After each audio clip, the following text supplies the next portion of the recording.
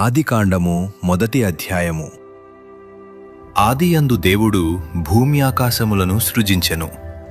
భూమి నిరాకారముగాను శూన్యముగాను ఉండెను.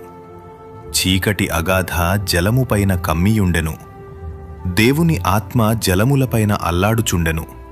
దేవుడు వెలుగు కమ్మని పలుకగా వెలుగు కలిగెను. వెలుగు మంచిదైనట్టు దేవుడు చూచెను. దేవుడు వెలుగును చీకటిని వేరుపరచెను.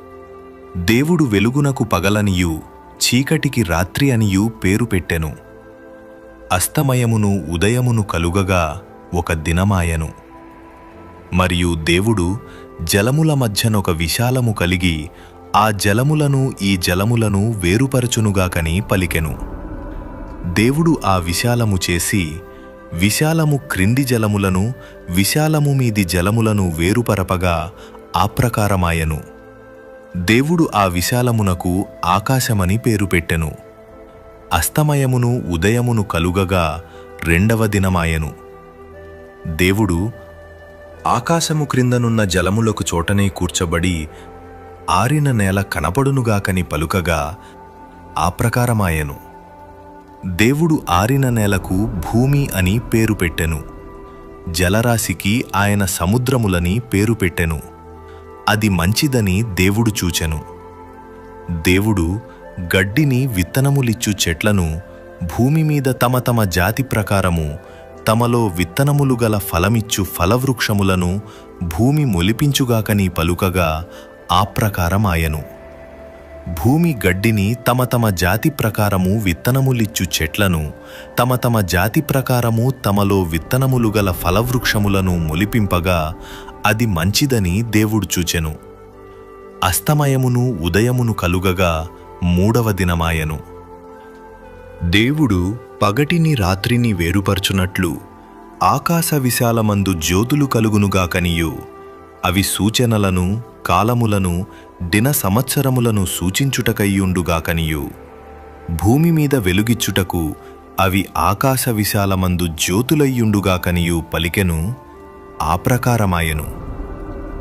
దేవుడు ఆ రెండు గొప్ప జ్యోతులను అనగా పగటిని ఏలుటకు పెద్ద జ్యోతిని రాత్రిని ఏలుటకు చిన్న జ్యోతిని నక్షత్రములను చేసెను.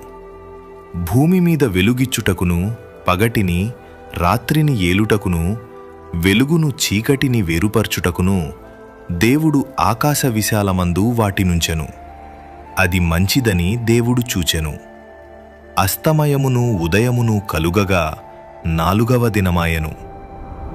దేవుడు జీవము కలిగి చలించు వాటిని జలములు సమృద్ధిగా పుట్టించునుగాకనియు పక్షులు భూమిపైని ఆకాశ విశాలములో ఎగురునుగాకనియు పలికెను. దేవుడు జలములలో వాటి జాతి ప్రకారము జలములు సమృద్ధిగా పుట్టించిన మహామత్స్యములను జీవము కలిగి చలించు వాటినన్నిటినీ దాని జాతి ప్రకారము రెక్కలు గల ప్రతిపక్షిని సృజించెను. అది మంచిదని దేవుడు చూచెను. దేవుడు మీరు ఫలించి అభివృద్ధి పొంది సముద్ర జలములలో నిండియుండుడనియు పక్షులు భూమి మీద విస్తరించును గాకనియు వాటిని ఆశీర్వదించెను. అస్తమయమును ఉదయమును కలుగగా ఐదవ దినమాయెను. దేవుడు వాటి జాతి ప్రకారము జీవము గల వాటిని అనగా వాటి జాతి ప్రకారము పశువులను పురుగులను అడవి జంతువులను భూమి పుట్టించుగాకని పలికెను. ఆ ప్రకారమాయెను. దేవుడు ఆయా జాతుల ప్రకారము అడవి జంతువులను ఆయా జాతుల ప్రకారము పశువులను ఆయా జాతుల ప్రకారము నేలను ప్రాకు ప్రతి పురుగును చేసెను. అది మంచిదని దేవుడు చూచెను.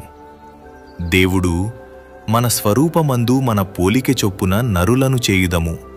వారు సముద్రపు చేపలను ఆకాశ పక్షులను పశువులను సమస్త భూమిని భూమి మీద ప్రాకు ప్రతి జంతువును ఏలుదురుగాకనియు పలికెను. దేవుడు తన స్వరూపమందు నరుని సృజించెను. దేవుని స్వరూపమందు వాణి సృజించెను. స్త్రీనిగాను పురుషునిగాను వారిని సృజించెను. దేవుడు వారిని ఆశీర్వదించెను. ఎట్లనగా మీరు ఫలించి అభివృద్ధి పొంది విస్తరించి భూమిని నిండించి దానిని లోపరుచుకొనుడి. సముద్రపు చేపలను ఆకాశ పక్షులను భూమి మీద ప్రాకు ప్రతి జీవిని ఏలుడని దేవుడు వారితో చెప్పెను. దేవుడు, ఇదిగో భూమి మీదనున్న విత్తనములిచ్చు ప్రతి చెట్టును, విత్తనములిచ్చు వృక్షఫలము గల ప్రతి వృక్షమును మీకిచ్చియున్నాను. అవి మీకాహారమగును. భూమి మీద నుండు జంతువులన్నిటికిని, ఆకాశపక్షులన్నిటికిని, భూమి మీద ప్రాకు సమస్త జీవులకును పచ్చని చెట్లన్నీయు ఆహారమగునని పలికెను. ఆ ప్రకారమాయెను. దేవుడు తాను చేసినది యావత్తును చూచినప్పుడు అది చాలా మంచిదిగా నుండెను. అస్తమయమును ఉదయమును కలుగగా 6వ దినమాయెను.